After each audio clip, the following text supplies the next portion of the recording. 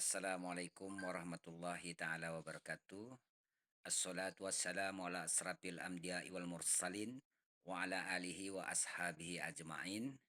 Ashadu an la ilaha illallah wahdahu la syarikalah wa ashadu anna Muhammadan abduhu wa rasuluhu la nabiyya ba'dah. Ikhwan billah, sahabat-sahabat Warta Pelangi yang saya cintai. Pada malam hari ini kita akan membawa saudara-saudara mengikuti video-video saya yang saya upload ini, yang mana isi temanya adalah perdiskusian antara Sunni dan Syiah bagian pertama. Nah, untuk tidak lama-lama, mari sahabat-sahabat ikuti saya. Fadol Maskuro.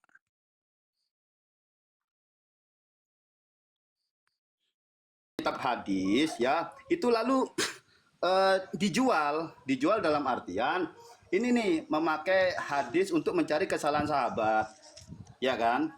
Nah, makanya saya pernah tanya, memangnya gini, kalau misalkan kita sepakat para sahabat itu sesuai persepsi Anda, lalu kita ini akan diarahkan kemana? Jawabannya enak, cuman gini, ya Al-Quran lah. Loh, emang selama ini kita nggak pakai Al-Quran? Ya kan? Maksud saya begini, kalau memang mau promosi, ayo promosi sekalian gitu loh. Lalu kita tanya jawab. Misalkan tentang fikih nih, tentang fikih. Kenapa di si A itu kalau sholat kok pakai batu? Lalu si A menjelaskan, kan enak begitu. Ya kan? Kita terang-terangan. Terus kenapa di si A itu kalau di penghujung surat Al-Fatihah waladhdallin itu nggak boleh ngucap amin, ya kan, bisa membatalkan sholat. Nah, itu bisa dijelaskan dari Syiah. Terus ambillah dalil dari kitab hadis kutub arba'ah yang kalian yakini. Karena kan orang Syiah nggak meyakini kutub sittah. Kan ada hadisnya sendiri. Itu loh. Makanya kalau orang Syiah mengatakan kita menggunakan Al-Quran dan hadis, maka kita pertanyakan hadis yang mana. Bilang aja hadis kutub arba'ah milik Syiah sendiri. Kan enak kalau begitu. Berhubung orang Syiah ini bawa-bawa ini kata ulama Sunni ada dalam kitab ini, ada dalam kitab ini, ada dalam, masalahnya itu pengarang kitab itu Ahlus Sunnah, bukan Syiah. Walaupun narasi itu kamu giring, tetap aja itu Ahlus Sunnah, bukan Syiah, kan begitu. Begitu, Pak. Makanya Ya, kami ini sekarang udah mulai bereaksi lagi. Saya masalahnya apa sendiri nih? pribadi Masalahnya sudah jadinya, vakum tahun 2023. masalahnya apa yang sebetulnya masalah itu apa? Di apanya ini? Yang jadi masalah, mereka ngaku Sunni, ya, terus memberi stigma buruk terhadap sahabat atau menggiring orang-orang awam itu untuk mempunyai persepsi bahwa sahabat ini itu seperti ini, bahwa sahabat ini seperti ini, sahabat ini seperti ini. Gitu. Kan Sia Ya, kan selalu begini ya. jualan seperti itu, Pak. Silakan, Contohnya apa silakan. contohnya? Saya Contohnya apa, pertama Boy? pertama Contohnya, Boy. pertama saya nggak dengar dialognya bagaimana di Komal, saya nggak tahu ya kan. Jadi saya nggak bisa komen. Yang pasti diharamkan oleh marja taklid kita, diharamkan untuk mencela, memaki, mengotori simbol-simbol yang disucikan oleh ahlus sunnah. Ya, termasuk itu sahabat dan istri Nabi dilarang mencela, apalagi mencaci maki, haram. Itu sudah diharamkan. Ya, itu pertama. Jadi yang kita gunakan tentu marja taklid, karena Said Ali Khamenei, Said Hasan Nasrullah itu mengharamkan. Ini tokoh-tokoh bukan ini ya, bukan pengikut liar, tapi ini adalah rujukan seluruh Muslim Syiah di dunia. Nah, bahkan mereka mengatakan bahwa Syiah M16, Syiah yang dibentuk oleh Inggris di Inggris, di London, yaitu Syiah Yasser Habib, itu sebagai corong-corong musuh Islam. Itu ulama Syiah langsung, dia katakan itu corong-corong musuh Islam karena mereka dibiayai oleh Inggris, kemudian dia ada stasiun TV-nya dan kerjanya mencela, mencela dan memaki sahabat dan istri Nabi. Itu jelas. Tapi kalau pengikut, saya pertama nggak dengar yang di Komal seperti apa dia punya diskusi. Kalau dia mencela, kalau mengkritisi dalam kajian, ya itu silahkan ya. Tapi kalau mencela, itu sudah dilarang dan diharamkan. Jelas itu. Ya, kenyataannya begini Pak, saya tahu itu semua fatwa-fatwa itu saya tahu, bahkan Ya. Yasir Habib sendiri saya tahu. Jadi saya sudah bisa membedakan. Saya bisa membedakan juga antara ajaran Syiah Isna Asyariyah, Syiah Nusairyah, Syiah Ismailiyah, ya juga Syiah Al-Yamani. Bagaimana ketika Syiah Isna Asyariyah ketemu Syiah Al-Yamani itu dulu di forum WA itu ribut Pak. Dan ributnya cuma satu, kalau di dalam Ahlussunnah itu ikhtilafnya halal haram. Tapi kalau di Syiah itu terkait masalah wilayah dan imamah. Ya kan? Oke. Ya. Nah, lalu gini Pak. Masalahnya begini Pak. Kita mau bahas Tunggu, apa? tunggu. Mau bahas apa ini? Masalahnya begini Pak. Masalahnya di Komal-Komal itu orang Syiah membuka Komal ya. Di situ itu pertama dia selalu membahas sahabat dan judul-judulnya itu seperti ini. Abu Hurairah seorang pendusta. Oke, satu. Lalu siapa? Umar bin Khattab bengis, hoaks atau fakta. Itu. Terus lagi sahabat sumber perpecahan. Nah, itu. Terus ada lagi yang paling parah itu yang pakai nama hampir murtad, sekarang besok murtad namanya. Itu ada tulisan jelas bahwasanya syariat Islam dirusak oleh ulama Islam sendiri. Pertanyaan begini Pak, apabila kalau Syiah itu mengaku Islam, kenapa kok menjelek-jelekkan Islam? Begini ya. Nanti kalau dikatakan Syiah bukan Islam, marah, kan begitu? Begini, oke saya jawab ya. Ya, silakan.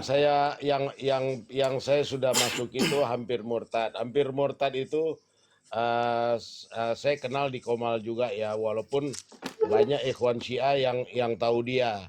Nah, kalau materinya dia itu saya protes keras dan sering saya debat keras sama dia. Saya bilang Anda ini mau apa sebetulnya? Mau membuat kebodohan kepada umat atau mencerahkan umat? Itu saya protes keras. Bagus. Jadi tidak menggambarkan Syiah. Saya sudah bilang ini nggak menggambarkan Syiah sama sekali. Jadi nggak ada, dia kajian sendiri. Itu kajian sendiri. Ya, harusnya Pak, harusnya orang Syiah banyak menentang kekomalnya dia, bahwasanya kalian ini merusak Islam atau bikin perpecahan atau bikin permusuhan atau membuat Syiah itu semakin terpuruk gitu loh. Semakin tidak dipercayai oleh umat Islam. Harusnya begitu. Dia tidak pernah berbicara tentang Pak. Dia tidak pernah berbicara tentang Syiah di situ. Jadi dia murni dia bicara murni kajian dia sendiri dan saya protes keras. Selalu saya masuk. Tapi lama-lama juga kecuali kalau ada yang terlalu ini yang saya perlu luruskan, saya luruskan. Tapi kalau saya mau masuk terus juga capek nanganin yang begitu-begitu. Tapi kalau ada hal yang penting, saya luruskan betul. Saya keras di situ bicara. Seperti dia misalnya tentang ulama, tentang apa lagi, tentang ayat-ayat Al-Quran, bahwa Al-Quran itu versi Hafiz, versi macam-macam itu saya protes keras. Betul. Nah ini Anda maksudnya apa? Jadi itu nggak ada hubungan dengan Syiah. Itu saya anggap itu pemahaman liar. Jadi kalau ada yang mengatakan tentang kalau mereka menyudutkan sahabat, ya keras saja bicara. Anda jangan bawa-bawa nama Syiah. Ini orang tengah bersatu di dalam Islam, kemudian Anda ingin merusak. Jangan-jangan Anda corongnya Zionis, gituin aja. Kalau saya tapi kenyataannya mereka itu punya kelompok, Pak. Mereka itu komunal loh, Pak. Ya, saya cuma mendengar. Kalau ada yang saya dengar, pasti saya protes. Saya protes keras. Saya bilang, ini ingat ya, Anda ini maunya apa? Kalau ada yang saya dengar, saya protes keras. Tapi kalau saya nggak dengar, ya saya mau bagaimana? Jadi seperti itu. Kayak hampir murtad, saya sering masuk. Dan saya keras bicara. Anda mau mencerdaskan atau mau membodohi umat, membuat kebingungan di tengah umat. Dan itu saya kasih bicara tegas-tegasan seperti itu. Jadi Anda bisa protes keras. Anda ini corong Zionis atau apa? Anda ingin membuat perpecahan di tengah umat Islam, padahal bagaimana Sunnah dan Syiah ulama-ulama yang kalibernya itu menyerukan persatuan. Betul itu. Gitu aja. Keras Ya bicara aja betul yang Pak. keras. Sudah, Iya. saya sudah Kalau keras ke begini, mereka. Bang, Gimana? kalau kita mau ikutin orang-orang liar begini, kemudian kita menuduh mazhab yang suci, itu nggak kita sebetulnya justru justru menjadi alat mereka yang untuk memecah belah. Justru mereka berhasil kalau kita ikuti kemauan orang-orang yang liar, sama dengan misalnya Ahlus Sunnah. Ahlus Sunnah kan ada sebagian yang mengkafirkan Syiah sampai sekarang di YouTube kayak Baikuni, siapa lagi tuh, banyak sekali. Apakah kita mau tuduh Ahlus Sunnah? Tidak sama sekali. Iya betul itu. Ya kan? Betul. Jadi oknumnya ini yang nggak beres, yang memang sengaja membuat kericuhan.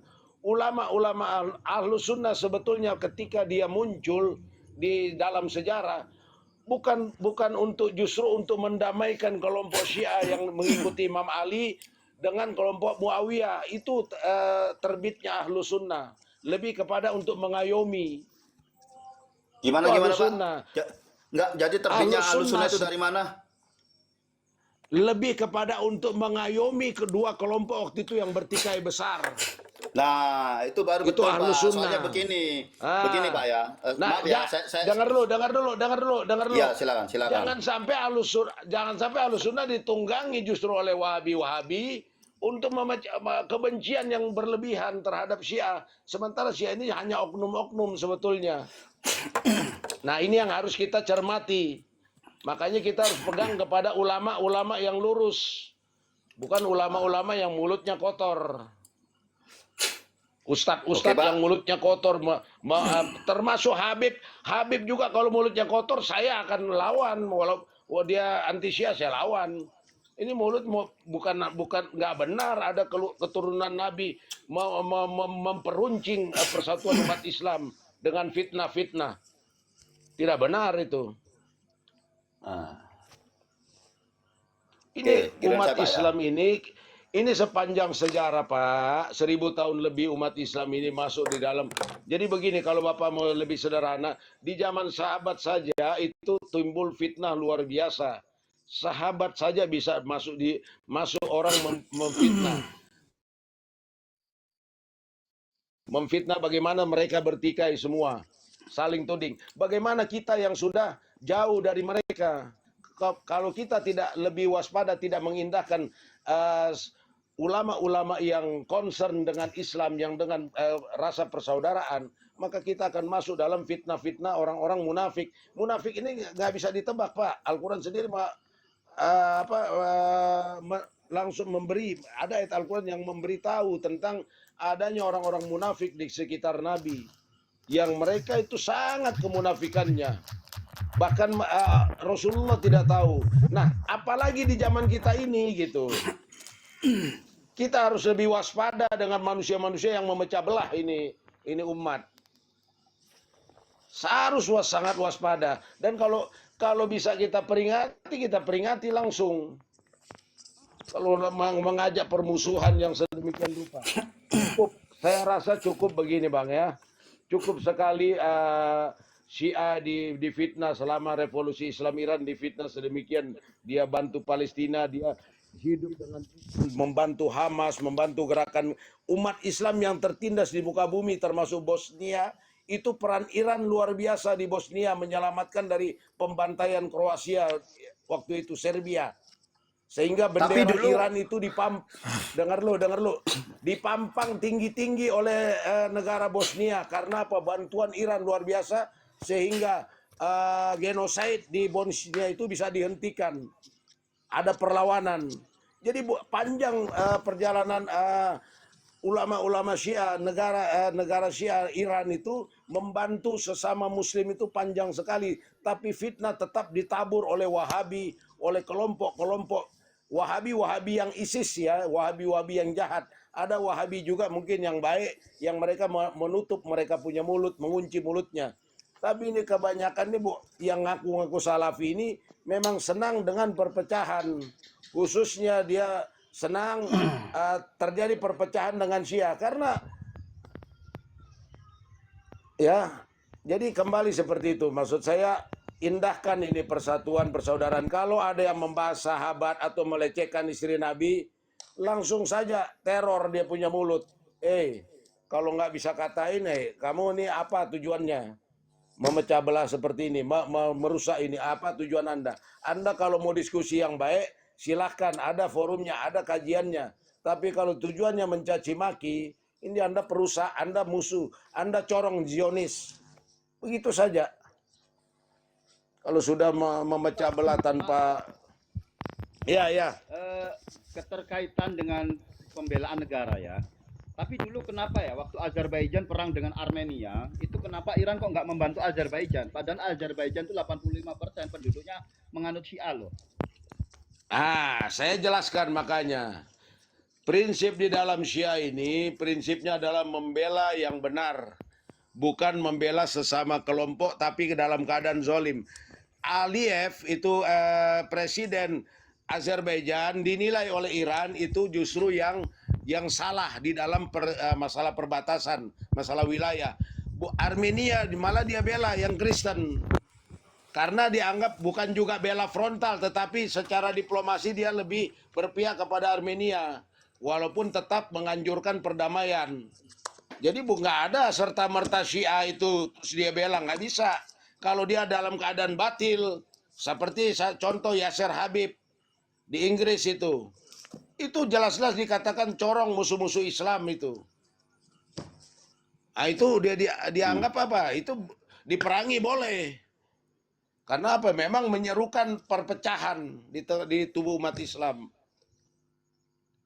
Itu. Jadi nggak ada gara-gara Syiah terus dia bilang enggak, kalau memang salah ya salah. Selesai. Nggak bisa. Seperti Tapi itu, Bapak Bang. tahu dari mana kalau itu perbatasan itu milik Armenia? Kan saya baca itu, saya juga nggak terlalu dalami, tapi saya baca bahwa Azerbaijan itu dalam keadaan juga di pihak yang salah dibanding Armenia. Kemudian Aliyev itu orang yang dekat dengan Israel, itu hubungannya luar biasa mesra dengan Israel. Bahkan dicurigai dia juga, dengar dulu, makanya bahkan dia dicurigai banyak ya, tapi masih kecurigaan umum itu termasuk syahidnya Said Ibrahim presiden Iran itu bisa dicurigai juga ada permainan mata antara presiden Azerbaijan dengan Zionis. Kenapa? Karena itu yang nggak masuk di akal. Jadi tapi ini keluar dari jalur nanti pembahasannya. Jadi Aliyev itu masih dicurigai, masih Iran, tapi Iran tetap walaupun dia masih ini tetap mengajak saudara-saudaranya sesama Muslim selama masih dia mau berubah, nggak masih dia dekati. Contoh apa? Bikin pendekatan dengan Saudi, walaupun Saudi punya hubungan mesra dengan Amerika, ya negara-negara Timur Tengah punya hubungan mesra dengan Israel, tetap didekati untuk membangun persatuan. Itu Iran. Itu contoh Syiah di situ, nggak bisa ambil contoh yang liar-liar ini, yang abal-abal ini. Itu kalau mau lihat Said Hasan Nasrullah yang berkorban untuk Gaza, untuk Palestina. Itu kan semua itu nyata dari tokoh-tokoh yang itu, maksud saya itu kita ambil contoh. Kalau yang abal-abal ini ya Allah, mau ngapain yang liar-liar ini itu kita sekak aja. Kalau memang dia menyakiti perasaan orang-orang Sunni, kebetulan dengar, sekak aja yang begitu. Lalu pertanyaannya Pak, pertanyaannya begini, ya. Apakah kitab rujukan yang dipakai oleh Yasser Habib dengan marja yang di Iran atau Irak itu berbeda? Begini Pak, kalau kita mau bicara rujukan Pak, hadis ini Pak, kalau kita semua mau pakai hadis sesuai selera kita, ya ini agama tanpa bimbingan ulama ya kacau balau. Nanti saya kasih contoh. Di hadis Bukhari, ini contoh saja ya, di hadis Bukhari itu ketika di yaumil akhir ya, neraka itu kan dihuni oleh orang-orang ketika ini kok double suaranya ya, mantul ya. Itu ada hadis yang mengatakan tentang bagaimana Allah ketika neraka menyiksa orang-orang penghuninya itu. Nah, dikatakan apakah sudah cukup panasnya? Neraka bilang masih kurang. Kemudian Allah menurunkan kakinya ke neraka itu. Kata neraka bilang cukup. Ini kan hadis yang begini apa bisa kita terima begitu saja dijadikan akidah? Kan tidak bisa. Nah, kalau semua orang-orang mau menggunakan hadis-hadis secara serampangan, ini bahaya. Nah, ini Ya, yang tapi Syekh Habib itu ini kan boleh. Enggak, ini boleh aja. Jadi begini, makanya butuhnya bimbingan ulama. Nah, contoh lagi apa? Orang tua Nabi, contoh lagi. Orang tua Nabi disebut orang kafir, masuk neraka. Ulama Ahlussunnah sebagian besar menolak, tapi yang kelompok Wahabi menerima. Terus bagaimana ini? Apa kita mau bilang Ahlussunnah itu tidak benar? Contoh. karena Wahabi kan tekstualis, Pak. Iya, ketika itu tekstualnya begitu jelas. Tetapi ulama Ahlussunnah tetap punya saringan, ada pemahaman, ada penguasaan agama ini, penguasaan Al-Qur'an dan hadis yang lebih mendalam. Tapi kan yang orang-orang Wahabi atau orang-orang picik otaknya ini serampangan mengambil hadis, kemudian dia gunakan hadis itu untuk membuat justru kebingungan umat Islam ketika dibilang orang tua Nabi disiksa di dalam neraka. Orang tua Nabi adalah orang kafir. Bapaknya orang kafir, ayahmu dan ayahku di neraka. Bayangkan ini. Nah, ini yang begini kan kita tidak bisa pakai manusia-manusia yang begini, yang memahami agama secara seenaknya. Dia tidak mengindahkan ayat-ayat suci yang lain, hadis-hadis yang lain. Itu contoh. Iya, karena mereka itu termasuk Ahlussunnah wal Jamaah itu juga menjadi objeknya, Pak, menjadi objek mereka. Makanya amalan kita itu juga banyak yang dibid'ah-bid'ahkan, kan begitu. Makanya Wahabi itu Bang. membabi buta. Nah, enggak, maksud saya begini, apakah kita perujukannya Yasir Habib dengan yang ada di Iran itu beda? Misalkan di luar kitab Kutub Arba'ah kan itu ada Biharul Kitab Anwar, itu udah kalau kita Anwarul rujukan Wilayah. pasti Gitu kalau maksud kita saya, Pak. perujukan pasti sama. Tetapi ya oke, kalau kita perujukan itu pasti sama. Tetapi apakah semua hadis itu bisa digunakan? Karena begini saya sekali lagi ya, bahwa di dalam kitab Al-Kafi saja, Al-Kafi 9.000 lebih, ada 16.000 hadis di dalam Al-Kafi. 9.000 itu kurang lebih 9.000 dikatakan oleh ulama hadisnya tidak bisa dijadikan hujah atau batil. Lah, apa orang-orang seperti ini yang ngaku Syiah ini semuanya menelusuri ini, memahami ini kitab hadis-hadis ini. Kadang-kadang mereka mengambil hadis langsung dijadikan hujah. Padahal ini diperiksa oleh ulama betul-betul. Memang Tidak bisa masalah berarti serampangan. kita bagi orang-orang Mana yang bisa dijadikan hujah? serampangan tersebut. Nah, itu. Lebih Tidak Itu semua yang yang sering serampangan baca hadis. kaum-kaum yang ingin memecah belah. Itu juga, Pak, yang sering Tidak kami bisa.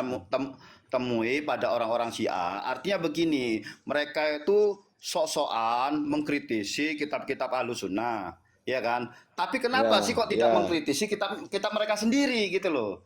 Nanti misalkan kalau kita kritisi, nanti dikira apa ya? Kita membenci Syiah atau gimana, kan begitu. Padahal gini, Pak. Ya.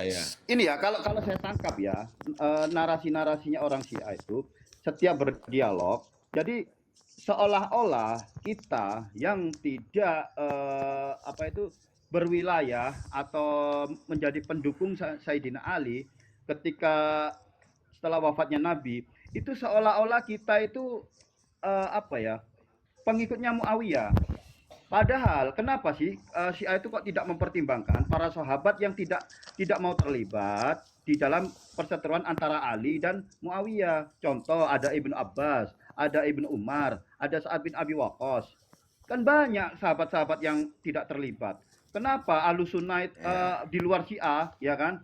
Di luar Syiah itu kan disebut Sunni. Tapi Sunni itu kan ada hmm, Ahlussunnah wal Jamaah, juga ada Wahabi, ada Ahmadiyah gitu kan. Karena Sunni hmm, itu hmm. pelebelan dari bahasa jurnalistik. Nah, jadi Ya, orang ya, apa internasional taunya di Islam itu cuma ada dua sekte, Syiah sama Sunni kan begitu. ya, Nah, ya, sebetulnya ya, kita walaupun kita nggak dilabeli Sunni, kita tetap Ahlussunnah wal Jamaah. Karena apa? Kita merujuk pada ya, hadis, apabila ada perseteruan, ya, ikutilah sawadul azam. Nah, kan udah ya, jelas ya, begitu. Nah, itu ya. jadi seperti apa di Komal-Komal Syiah itu arah-arahnya kami tahu. Makanya ketika saya bertanya, coba-coba seandainya begini, kami sepakat dengan persepsi kalian, maka kami ini akan dibawa kemana? Diarahkan kemana? Jawabannya cuma simpel, Al-Quran. Maksud saya begini, kalau memang mau diarahkan ke ke akidah Syiah, ya udah tolong perkenalkan akidah Syiah seperti apa, biar kami itu bisa apa ya, Begini, bisa memperbandingkan, juga kita bisa mempelajari gitu loh, apakah masuk akal juga misalkan begini. Ya, ya, kita pakai kan begitu Pak. ya, ya. Kalau mengenai akidah Syiah itu sebenarnya sudah banyak buku-buku yang menulis ya. Tapi itu tidak penting. Kita bukan lagi ribut persoalan Sunnah dan Syiah.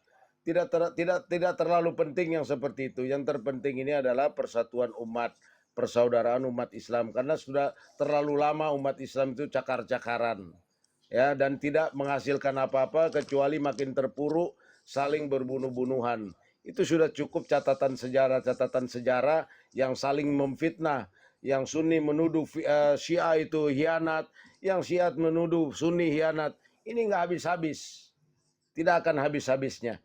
Kalau mau belajar Syiah, saya juga tidak terlalu gairah untuk mensyiahkan orang, enggak. Dan bahkan ada yang saya tolak. Keluarga saya bilang, "Bar, saya mau masuk Syiah." Saya bilang, "Enggak usah. Yang penting jadi Sunni yang baik cukup. Udah selesai. Enggak perlu masuk Syiah." Enggak terlalu penting. Yang penting kalau mau jadi Syiah juga jadi brutal, jadi liar juga untuk apa? Jadi merusak.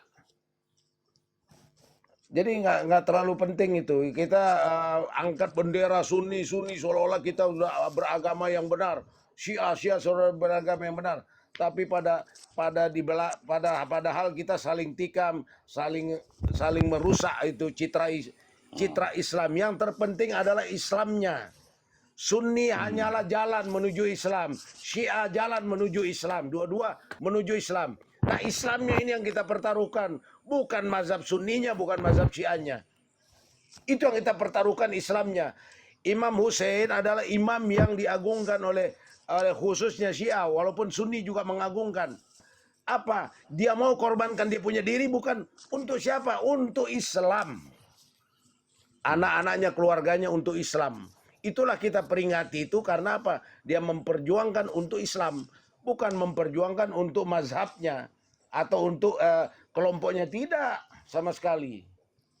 Tapi Untuk di dalam Islam. sejarah itu, Pak, tapi di dalam sejarah itu, seandainya ya Syiah Kufah itu tidak mengkhianati Imam Husain, kemungkinan tidak akan terjadi peristiwa itu. Anda bicara Kak, Syiah Kufah sebetulnya ya oke, Anda masuk enggak, dalam enggak. sejarah debatable. Sekarang begini saya katakan, dulu Syiah masih zaman Imam Hussein belum terbentuk. Walaupun Hmm, ada kata-kata Rasulullah tentang Syiah sudah ada, Syiah Ali sudah ada sejak zaman Rasul. Karena kalimat ya, Syiah itu nggak keluar ada. dari Nabi. Ya, ya. Hmm, Tetapi dia mengelompok menjadi mazhab belum ada. hmm, Syiah yang awal itu yang betul-betul kaliber, misalnya Salman, itu yang dikatakan Syiah, Mikdad. Jadi ini belum mengelompok menjadi mazhab. Pak nah, ketika di Irak Imam Hussein diundang, bukan orang Syiah belum ada. Yang ada orang yang mencintai keluarga Nabi. Itu yang menyatakan siap membela Imam Hussein. Dia masih belum ada Sunni, belum ada Syiah saat itu. Jadi mereka umat Betul. menyatakan cinta, ya dengar lo, menyatakan cinta kepada Nabi. Ya, Sayyidah Zainab menyebut mereka orang-orang Kufa. Hai orang-orang Kufa, tidak menyebut Syiah. Hai orang-orang Kufa, hati kalian itu mencintai kami, tapi pedang kalian menyerang kami. Jadi ada muzabzab, ada kemunafikan, takut karena apa? Karena diancam oleh Yazid. Mereka diteror, akhirnya berbalik. Cinta betul kepada Ahlul Bait. Tetapi begitu diteror, mereka berbalik. Jadi belum ada Syiah. Syiah itu nanti mengkristal. Karena mereka mulai tertindas, akhirnya mengkristal kemudian. Begitu. Lalu Syiah Isna Asyariyah itu muncul pada abad keberapa, Pak? Terus siapa mujtahidnya? Sebetulnya pasca Imam Mahdi itu sebetulnya ini kan panjang. Pasca Imam Mahdi itu Imam Mahdi kalau menurut keyakinan Syiah ya, Imam Iya, Mahdi iya, iya. mengutus tuh ada 4 perwakilannya selama Gaib Sugro. Gaib Sugro itu ada 4 dia punya wakil. Kemudian setelah 4 itu aduh berisik. Setelah 4 wakilnya sudah meninggal, baru Imam Mahdi mengatakan saya akan Gaib Kubro di situ. Nah di situ mulai terbentuk itu ya jelas sejak Imam Ja'far itu mulai terbentuk fikih sendiri. Karena ya menurut Syiah lagi banyak penyimpangan di dalam fikih seperti itu. Tapi ini kan Nah, menurut persepsi lagi ya, menurut persepsi. Menurut kita punya menurut pandangan Syiah. tapi kalau boleh tahu, Pak, itu ashabnya Imam Ja'far siapa ya? Atau muridnya Imam Ja'far siapa yang membuat madhab Syiah ini? Setahu saya Dari Imam Imam Ja'far, lah ya, ya setahu banyak sebetulnya saya muridnya banyak. seperti Sufyan bin Uyainah itu juga pernah berguru pada Imam Ja'far, tapi kenyataannya Ahlus Sunnah kan. Terus Sufyan Asyauri itu juga Ahlus Sunnah. Terus ada Imam Hanafi juga pernah berguru, tapi Ahlus Sunnah. Nah, yang jadi pertanyaan, siapa murid Imam Ja'far yang jadi Syiah terus membuat madhab Syiah ini, Pak? Sebetulnya mazhab Syiah itu sudah terbentuk di zaman Imam Ja'far sudah terbentuk. Ada murid yang Imam Ja'far itulah yang membentuk mengajarkan itu. Tapi ini kan nanti terlalu panjang debatable dengar dulu ya. Karena di zaman itu ulama-ulama Ahlus Sunnah juga belajar yaitu imam-imam mazhab Ahlus Sunnah belajar dari Imam Ja'far khususnya Abu Hanifah. Abu Hanifah itu belajar dari Imam Ja'far. Kemudian Imam Malik kalau tidak salah dari Abu Hanifah dan satu sama yang lain itu saling belajar sehingga Imam Ja'far itu disebut guru mazhab sebetulnya guru dari seluruh mazhab karena Abu Hanifah belajar 2 tahun kepada Imam Ja'far As-Shadiq Saya tahu itu, seperti Pak. itu. Saya tahu. Nah ya. Nah Tapi yang begini, Pak. membentuk Itu kan persepsi Syiah bahwa Imam Ja'far itu guru madhab. Bukan. iya Sebetulnya Imam madhab itu guru mursyid. Bahwasanya torekohnya oke itu nggak diteruskan apa-apa sama 2 orang ya, sama putranya Musa Al-Kazim, yang satu diteruskan sama Abu Yazid Al-Bustami. Nah, itu torekohnya Imam Ja'far gitu loh. Jadi jadi kalau misalkan begini. dikatakan bahwa Imam Ja'far itu imam madhab, maka akan kami pertanyakan, apa kitab karangan Imam Ja'far yang bisa dijadikan rujukan? Ada kitabnya. Apa, Pak, nama kitabnya, Ada Pak? kitab, ada. Sebentar ya. Masuk ada nggak? Saya ini harus bongkar lagi. Oke. Nah, begitulah ikhwan fillah yang dirahmati Allah, sahabat Warta Pelangi yang saya cintai. Dan tidak lupa kita akhiri dulu sampai di sini. Jangan lupa untuk di-subscribe channel ini dan bagikan kepada kawan-kawan dan tidak lupa juga di komen. Begitu saudara-saudaraku semuanya. Nanti kita sambung kembali. Barakallahu fikum. Assalamualaikum warahmatullahi taala wabarakatuh.